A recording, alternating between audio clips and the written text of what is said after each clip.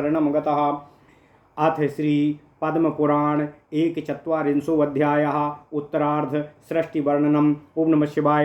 ऋषयः ऊचु सूत सुमहादाख्यानं भवता परिकीर्तितं प्रजानां मनुभिः सार्धं देवानां ऋषिभिः सह पितृगन्धर्वभूतानां पिशाचोरगराक्षसां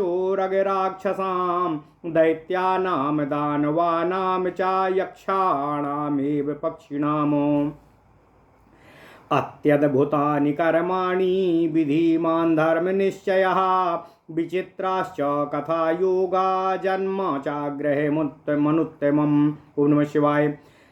तत्कथ्यमानमस्माकं भवता सलक्षणया गिरा मनः कर्णसुखं सौते प्रीणत्याभूतसम्भवम् एवमाराध्यते सूतं सत्कृत्य च महर्षयः पप्रच्छुः सत्रिणः सर्वे पुनः सर्गप्रवर्तनम्। कथं सूतो महाप्राज्ञ पुनः सर्गः प्रपत्स्यते बन्धेषु सम्प्रलीनेषु गुणसाम्ये तमोमयी विकारेष्वविसृष्टेषु अव्यक्ते चात्मनि स्थितिः अप्रवृत्ते ब्राह्मणानुमहासायुज्यगस्तदा कथं प्राप्स्यते सर्गस्तन्नः प्रब्रूहि पृच्छताम्।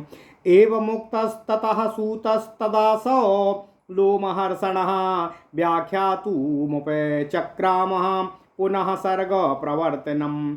अहं वो वर्तयिष्यामि यथा सर्गः प्रपत्स्यते पूर्ववत्सतु विज्ञेयः समासात्तं निबोधत। द्रष्टं चैवानुमेयं च तर्कं वक्ष्यामि युक्तितः तस्माद्वाचो निवर्तन्ते अप्राप्य मनसा सह अव्यक्तवत् परोक्षत्वाद् ग्रहणं तद्दुरासदं विकारे प्राति संदृष्टे गुणसाम्ये निवर्तते। प्रधानं पुरुषाणां च साधर्म्येणैव तिष्ठति धर्माधर्मो प्रलीयेते अव्यक्तो प्राणिना सदा सत्वमात्रात्मको धर्मो गुणसत्त्वे प्रतिष्ठितः तमो मात्रात्मको धर्मो गुणे तमसि तिष्ठति अविभावन्ता वेतो गुणसाम्या स्थिता बुभौ सर्वकार्ये बुद्धिपूर्वं प्रधानस्य प्रपत्स्यते अबुद्धिपूर्वं क्षेत्रज्ञो ह्यधिष्ठास्यति तान् गुणान् एवं तानाभिमानेन प्रयत्स्येतो पुरस्तदा यदा प्रवर्तितव्यं तु क्षेत्रक्षेत्रज्ञयोर्द्वयो अभोज्य भूतृक्तो सम्बन्धं प्रपत्स्येते युता बुभौ तस्माच्छरणमव्यक्त्यं साम्ये स्थित्वा गुणात्मकान् क्षेत्रज्ञाधिष्ठितं तच्च वैषम्यं भजते तु तत् ततः प्रपत्स्यते व्यक्त्यं क्षेत्रक्षेत्रज्ञयोर्द्वयो क्षेत्रज्ञाधिष्ठितं सत्वं विकारं जनयिष्यति महादाद्यं विशेषान्तं चतुर्विंशो गुणात्मकं क्षेत्रज्ञस्य प्रधानस्य पुरुषस्य प्रपत्स्यते ब्रह्माण्डे प्रथमः सोऽथो भविता चेश्वरा पुनः ततो ज्ञेयस्य कृत्स्नस्य सर्वभूतोपतिः शिवः ईश्वरः सर्वमुक्तानां ब्रह्मा ब्रह्ममयो महान् आदिदेवा प्रधानस्यानुग्रहाय प्रवक्ष्यते अनाद्यो अवरमुत्पादा बुभौ सूक्ष्मौ तूतौ स्मृतौ अनादि संयोगयुतौ सर्वक्षेत्रज्ञमेव च अबुद्धिपूर्वकं युक्तो मस्को तु वरो तदा अप्रत्ययमनाद्यं च स्थिता बुदकमस्य सह प्रवृत्ति पूर्वतः पूर्वं पुनः सर्गे प्रपत्स्यते आज्ञागुणे प्रवर्तन्ते राजः सत्त्वात्मात्मकम् प्रवृत्तिकाले राजसापि पन्नमहत्त्वभूतादिविशेष्ययामता विशेषतां चेन्द्रियतां चायान्ति गुणावसाने पतिभिर्मनुष्याः असत्याभिध्याभियनस्तस्य ध्यायिनः सन्निमित्तकं राजः सात्वतमा त्यक्त्वा विधर्माणः परस्परम् आद्यन्ते संप्रपश्यन्ते क्षेत्रतज्ञास्तु सर्वशः संसिध्य कार्यकरणा उत्पद्यन्तेऽभिमानिना सर्वे सत्त्वा प्रपद्यन्ते अव्यक्त्वा पूर्वमेव च प्रसूते या च शुभः साधिकाश्चाप्य साधिका संसरन्तस्तु ते सर्वे स्थान प्रकरणै सह कार्याणि प्रतिपत्स्यन्ते उत्पद्यन्ते पुनः पुनः गुणमात्रात्मकाश्चैव धर्माधर्मौ परस्परम् आरप्सन्ति चान्योन्यं वरेणानुग्रहेण च सर्वे तुल्या पृष्ठतार्थं सर्गादौ यान्ति विक्रियां गुणस्तत्प्रति अधावन्ते तस्मात् तत्तस्य रोचते गुणास्ते यानि सर्वाणि प्राक् सृष्टे प्रतिपेदिरे तान्येव प्रतिपद्यन्ते सृज्यमाना पुनः पुनः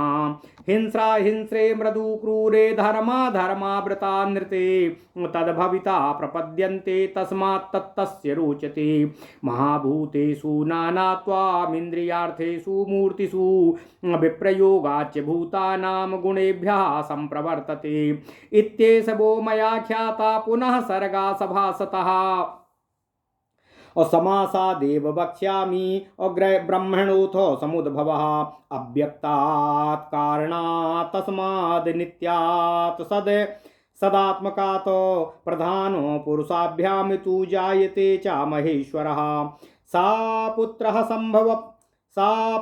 संभव पितः जायते ब्रह्म संगितः सृजते सा पुनर्लोकानाभिमानो गुणात्मकानो अहंकारास्तु महतस्तस्माद् भूतानि चात्मनः युगे संप्रवर्तन्ते भूतान्येवेन्द्रियाणि च भूतभेदास्य भूतेभ्यः इति सर्गः प्रवर्तते विस्तारावयवस्तेषां यथा प्रज्ञं यथा श्रुतं कीर्तितं वो यथा पूर्वं तथैवाभ्युपधार्यताम् एतच्छ्रुत्वा नैमिषेयास्तदानीं लोकोत्पत्तिं संस्थितिं च व्ययं च तस्मिन् सत्रेव भृतं प्राप्य शुद्धाः पुण्यं लोकमृषयः प्राप्नुवन्ति यथा यूयम् अविधिवद्देवतादीनिष्टवा चैवावभृतं प्राप्य शुद्धा त्यक्त्वा देहानुयोषोऽन्ते अकृतार्थान्युपुण्यान् लोकान् प्राप्य यथेष्टं चरिष्यथा एते ते नैमिषेया वै इष्ट्वा सृष्ट्वा च वै तदा जगमुश्चावभृतस्नाताः स्वर्गं तु सवितृणः विप्रास्तथा यूयमपि दृष्ट्वा बहुविधैर्मखै आयुषोऽन्ते तथा स्वर्गं गन्तारः स्थ प्रक्रिया प्रथमः पादा कथा वास्तु परिग्रहा अनुसंग उपोदघात उपसंहार एव च एवमेतच्चतुष्पादं पुराणं लोकसम्मतम्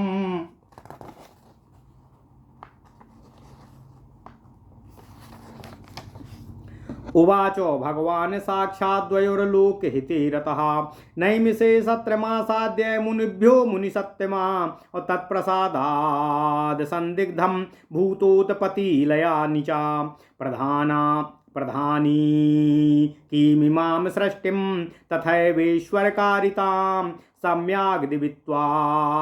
सम्याग् विदित्वा मेधावी नामोहमधिगच्छति इमं यो ब्राह्मणो विद्वान् नितिहासं पुरातनम् अशृणुयाच्छावयेद्वापि तथाध्यापयेति च स्थानेषु च महेन्द्रस्य मोदते शाश्वती समा ब्रह्मसायुज्यगो भूत्वा ब्रह्मणा सह मोक्ष्यते तेषां कीर्तिमतां कीर्ति प्रजेशानां महात्मनाम अप्रथयन् पृथ्वीशानां ब्रह्मभूयाय गच्छति धन्यं यशस्यमायुष्यं पुण्यं वेदैश्च सम्मतम् कृष्णद्वापायनेनोक्तं पुराणं ब्रह्मवादिनां मन्वन्तरेश्वराणां च यः कीर्ति प्रथमे येदिमां देवतानां ऋषीणां च भूरि द्रविणतेजसां सः सर्वैर्मुच्यते पापै पुण्यं च महदाप्नुयात् यश्चेदं श्रावयेद्विद्वान् सदा पर्वणि धूप पापमाम जितस्वर्गो ब्रह्म भूयाय कल्पते यश्चेदम श्रावये श्राद्धे ब्राह्मणान् पादमन्ततः अक्षयम सार्वकामीयम अपित्रश्च तश्चोपतिष्ठति यस्मात् पुरा ह्यनन्तीदं पुराणं तेन चोच्यते निरुक्तमस्य यो वेदा सर्वपापै प्रमुच्यते तथैव त्रिषु वर्णेषु ये मनुष्या प्रधानतः इतिहासमिमं श्रुत्वा धर्माय विदधे मतिम् यावन्त्यस्य शरीरेषु रोमकूपाणि सर्वशः तावत् कोटिसहस्राणि वर्षाणां दिवि मोदते ब्रह्मसायुज्यगो भूत्वा दैवते सह मोदते सर्वपापो हरम पुण्यम पवित्रम च यशस्वी च ब्रह्मा ददौ शास्त्रमिदं पुराणं मातरिश्वने तस्माच्चोषनसा प्राप्तं तस्माच्चापि बृहस्पतिषु प्रोवाच सवित्रे तदनन्तरं सविता मृत्यवे प्राह मृत्युश्चेन्द्राय वै पुनः इन्द्रश्चापि वसिष्ठाय सोऽपि सारस्वताय च सारस्वता श्रीधामने च त्रिधामा च सरद्वती स्त्री विष्टाय सोऽन्तरिक्षाय दत्तवानो वर्षिणे चान्तरिक्षा वै सोऽपि त्रय्यारुणाय च त्रय्यारुणे धनञ्जये च सा च प्रादात्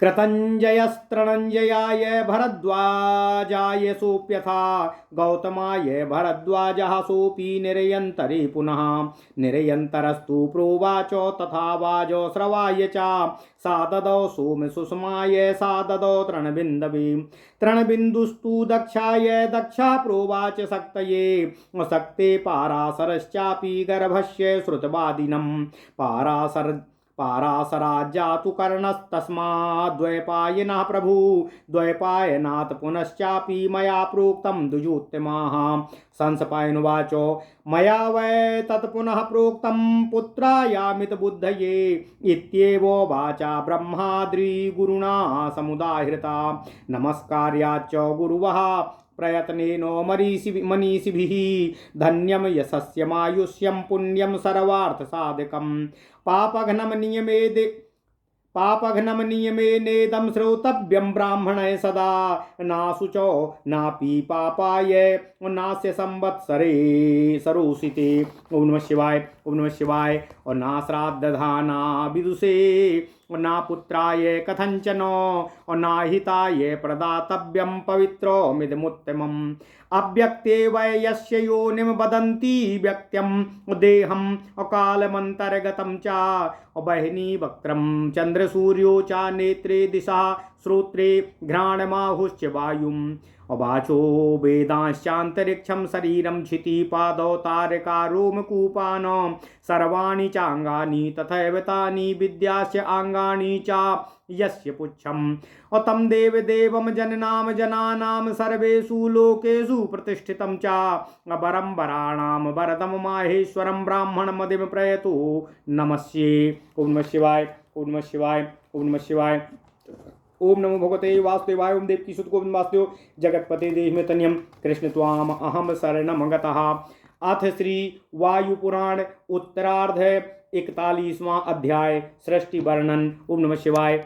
ऋषियों ने कहा, सूत जी, हे सूत जी, आपने एक अतिशय श्रेष्ठ आख्यान का वर्णन हम लोगों से किया है। प्रजाओं सहित मनुओं, ऋषियों सहित देवताओं, पितरों, गंधर्वों, भूतों, पिशाचों, उर्गों, राक्षसों, यक्षों, पक्षियों तथा उनके अद्भुत कर्मों, उनके धर्म निश्चय, उनके जन्म की विचित्र तथा उत्तम कथाएं, इन सब को आपने मन तथा कानों को सुख देने वाली अपनी अत्यंत मधुर वाणी से हमें सुनाया है। हे सूतपुत्र, ये कथाएं निश्चय ही मनुष्यों को महाप्रलय तक प्रसन्न रखने वाली हैं। सूत जी की इस प्रकार सराहना तथा सत्कार करते हुए उन यज्ञकर्ता महर्षियों ने उनसे पुनः सृष्टि प्रवर्तन का वर्णन पूछा। उन लोगों ने कहा, हे महाज्ञानी सूत जी, जब क्षेत्रज्ञ सभी प्रकृति गुण बंधनों से स्वतंत्र हो जाता है, प्रकृति के सत्व, रज तथा सम तम ये तीनों गुण साम्यावस्था में स्थित हो जाते हैं। संपूर्ण ब्रह्मांड तपोमय हो जाता है, विकार समूह निश्चल तथा निष्क्रिय हो जाते हैं तथा सभी जीव ब्रह्मा सहित पूर्ण प्रभुत्व में प्रविष्ट होकर अव्यक्त आत्मा में विलीन हो जाते हैं। उस समय सृष्टि का पुनः आरंभ किस प्रकार होता है, यह हमें यथार्थतः बताने की कृपा कीजिए। ऋषियों द्वारा पूछे जाने पर लोमहर्षण सूत जी ने सृष्टि संबंधी विषय की व्याख्या का उपक्रम करते हुए कहा, हे ऋषि वृंद, सृष्टि के पुनः आरंभ होने की अवस्था का वर्णन मैं आप लोगों से संक्षेप में कर रहा हूँ, आप लोग उसे सुने।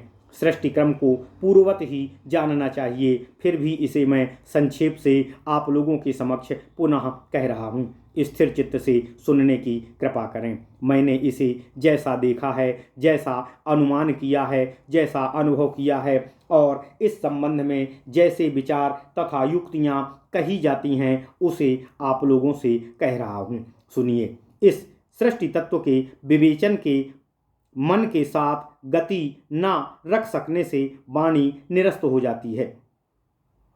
जिस प्रकार अव्यक्त, अलक्षित तथा दुर्बोध है, वैसे ही सृष्टि संबंधी विषय भी अलक्षित तथा दुर्बोध है।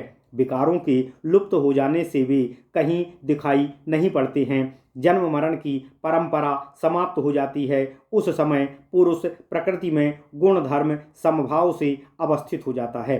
प्राणियों के व्यक्ताव्यक्त तथा धर्माधर्म भी समाप्त हो जाते हैं। सत्व के सत्व मात्रात्मक तथा तमोगुण में तमो मात्रात्मक धर्म प्रतिष्ठित होते हैं। गुणों के साम्यावस्था में ये अभिमान पूर्वक प्राप्त होते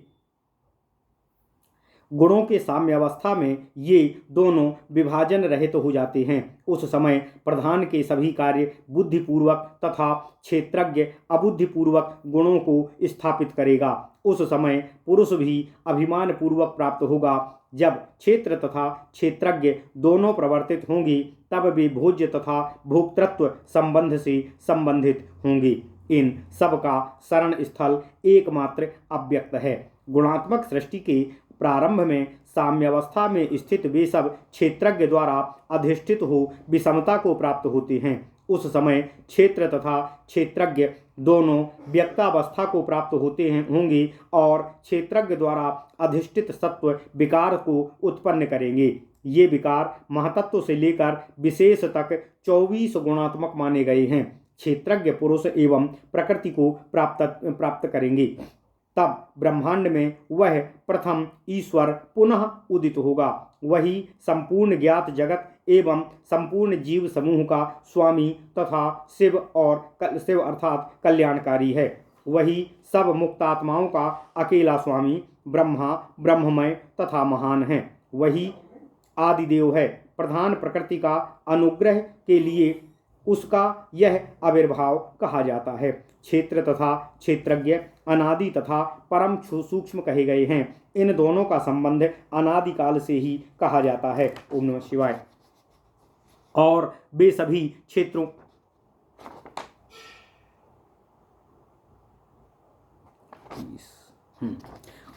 क्षेत्रों के ज्ञाता हैं।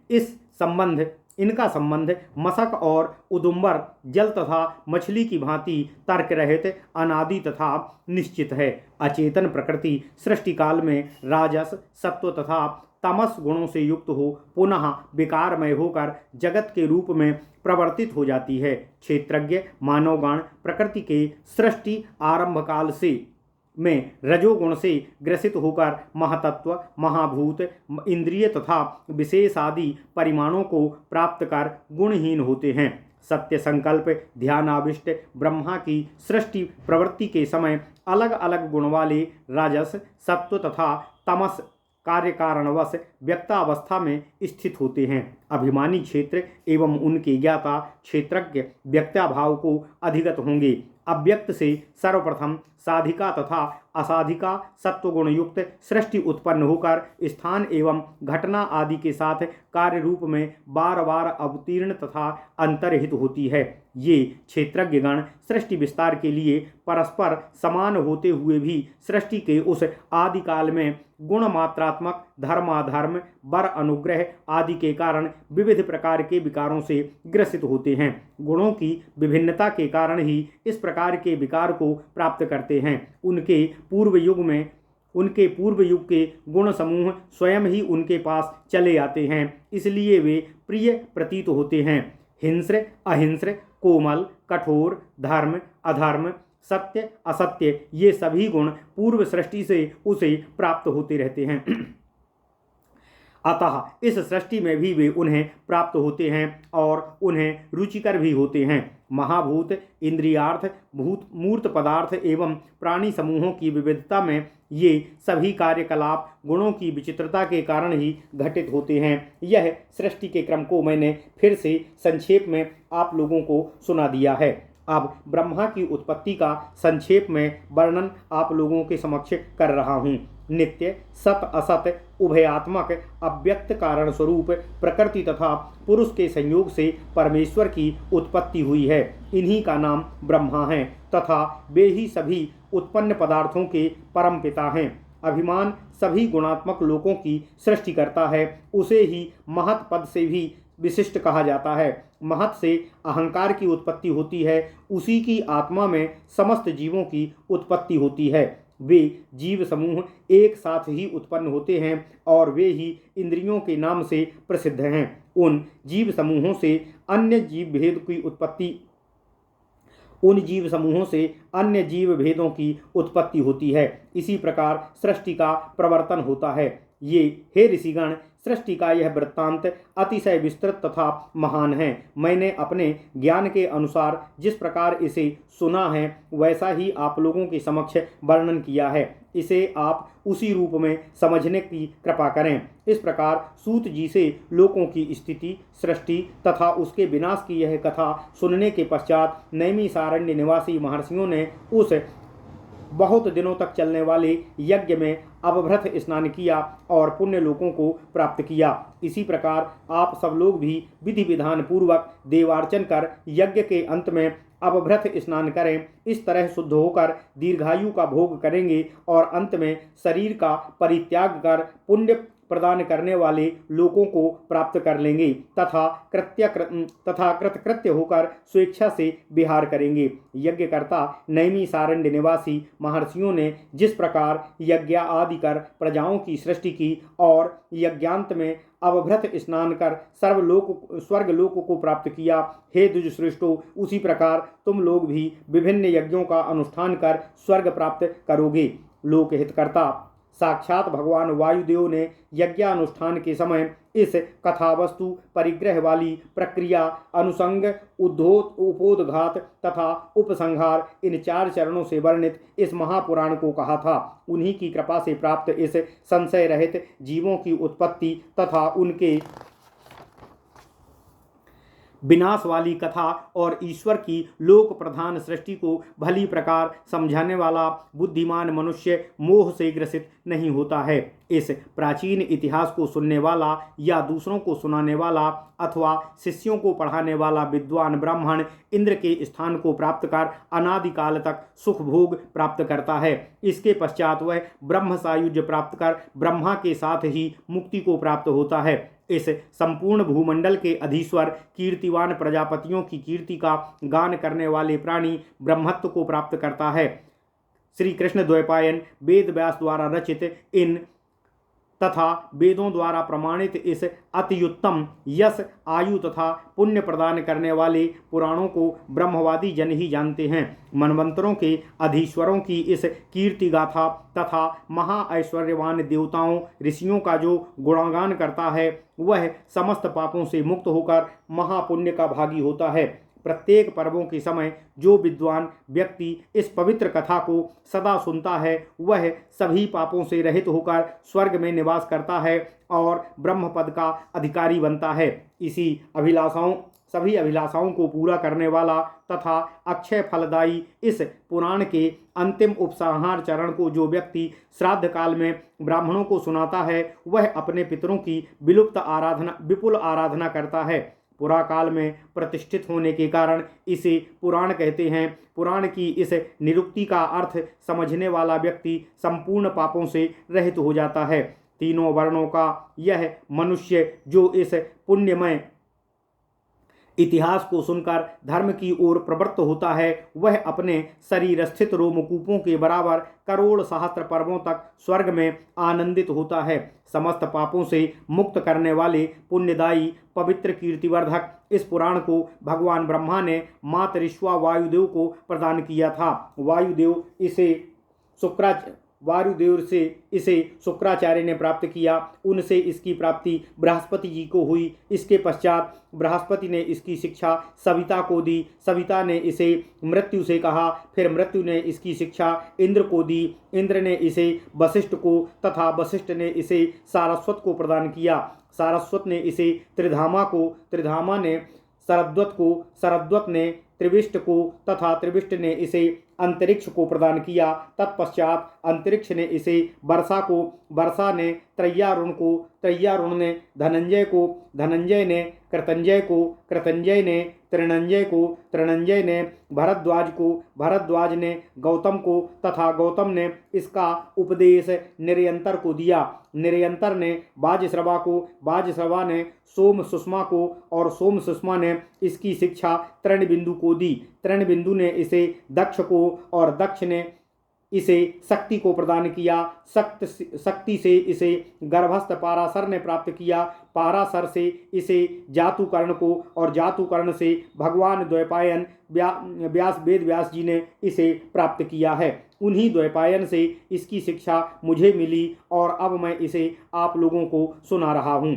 श्री संस्पायन जी बोले, हे द्विजगण, मैंने भी व्यास जी से प्राप्त इस पवित्र कथा को अपने पुत्र अमित बुद्धि को सुना चुका हूँ। इसके आदि गुरु भगवान ब्रह्मा हैं। इस प्रकार इस पुण्यमयी गाथा का वर्णन मैंने आप लोगों से कर दिया है। बुद्धिमान व्यक्तियों को चाहिए कि वे सर्वप्रथम अपने गुरु को नमस्कार करें। इस धन, पुण्य, आयु, यश तथा सभी कामनाओं को प्रदान करने वाले पापांतक वृत्तांत को ब्राह्मणगण सदा नियम पूर्वक श्रवण करें। इस परम पवित्र अति उत्तम आख्यान को भूल कर भी किसी अपवित्र पापात्मा तथा किसी अनजाने व्यक्ति को नहीं सुनाना चाहिए। ऐसे शिष्य को जो सेवा भाव से 1 वर्ष तक सेवा में न रहा हो उसे भी इसे नहीं देना चाहिए। श्रद्धाहीन, मूर्ख, संतानहीन तथा अहितकारी व्यक्ति को भी उसे कभी नहीं देना चाहिए। अव्यक्त जिसकी उत्पत्ति स्थल है, व्यक्ताव्यक्त काल ही जिसका शरीर है, अग्नि जिसका मुख, चंद्र सूर्य नेत्र, दिशाएं जिनके कान, वायु नासिका, वेद समूह वाणी, अंतरिक्ष देह, पृथ्वी चरण, ताराएं जिनकी रोमावलियां, समस्त दिशाएं जिसके संपूर्ण अंगोपांग, समस्त वेदांग जिनकी पूंछ है, मैं उस देव देवेश्वर जनकों के भी जनक, संपूर्ण लोकों में व्याप्त तथा प्रतिष्ठित वर प्रदाता महेश्वर भगवान ब्रह्मा को सर्वप्रथम शुद्धात्मा से नमस्कार करता हूँ। ओम नमः शिवाय। इति श्री वायु महापुराणे वायु प्रोक्ते सृष्टि वर्णनम नाम 1/4 अध्याय। इस प्रकार श्री वायु महापुराण में सृष्टि वर्णन नामक 41वां अध्याय पूर्ण हुआ। ओम नमः शिवाय, ओम नमः शिवाय, ओम नमः शिवाय। ओम नमो भगवते वासुदेवाय। ओम देवकी सुत गोविंद वासुदेव जगतपति देव में तनियम कृष्ण त्वाम अहम शरणम